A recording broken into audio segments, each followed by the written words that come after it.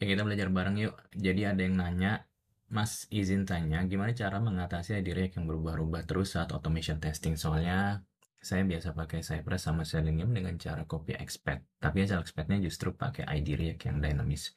Jadi sering gagal. Sementara kalau ambil elemen dari luar, elemen targetnya nggak kena. Oke, jadi ini pertanyaannya umum dan banyak yang mengalami seperti ini.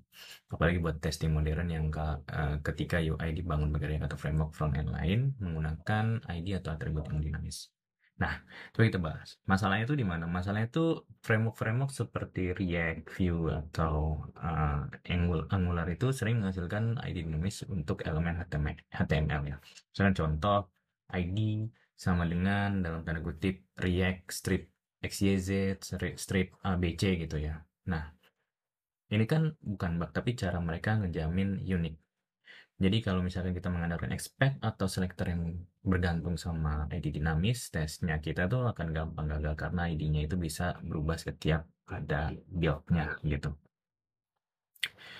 Nah, mungkin solusinya kita mesti menggunakan data atribut khusus untuk testing. Jadi, kita coba kolaborasi di awal. Ketika kita tahu ada mau pick up sebuah project lagi dibangun, kita udah intercept, kita baca dari Figma itu, kita baca, kita lihat UI-nya, dan kita sudah bikin test case atau test plan, test skenario untuk ngebangun automation-nya tuh di mana. Jadi paling gampang tuh misalkan kita tempatkan di button-button atau layout-layout gitu ya yang punya tujuan khusus untuk kita melakukan automation, kita minta sama tim developernya sebelum mereka buat untuk bikin sebuah list, lalu kita menambahkan atribut-atributnya seperti data test, misalkan data strip test ID, data strip CI atau data strip test pada elemen yang tadi kita udah mau bikin automation testnya. Misalkan contoh data strip test ID itu untuk submit button yang ada di homepage, lalu ada submitnya itu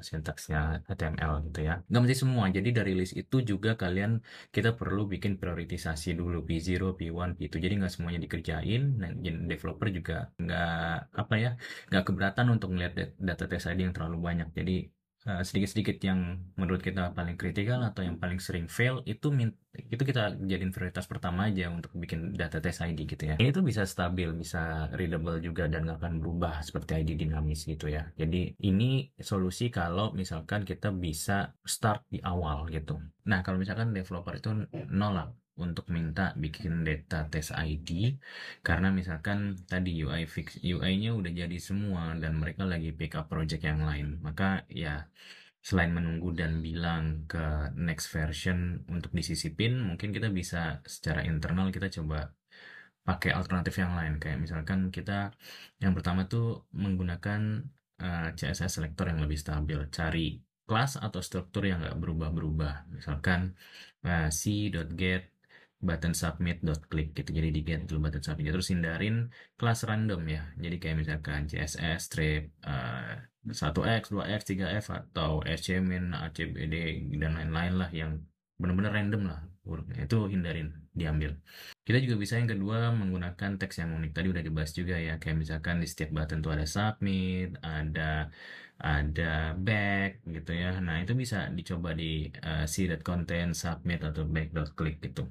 Atau misalkan di Selenium kita bisa ya again pakai expect terus di klik.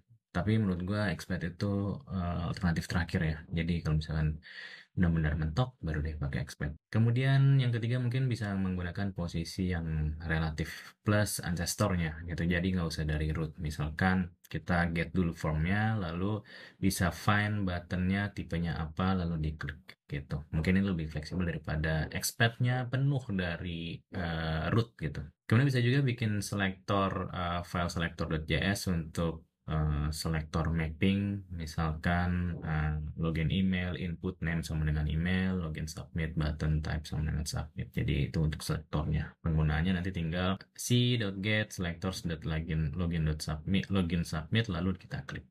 Itu enak. Jadi kalau ada perubahan ya udah selektornya aja yang kita ganti, nggak usah semua code kita gitu ya. Gitu sebenarnya. Kira-kira nanti kita bahas lagi yang lain-lainnya. Jadi banyak sih sebenarnya kalau secara teknis. Oke, thank you.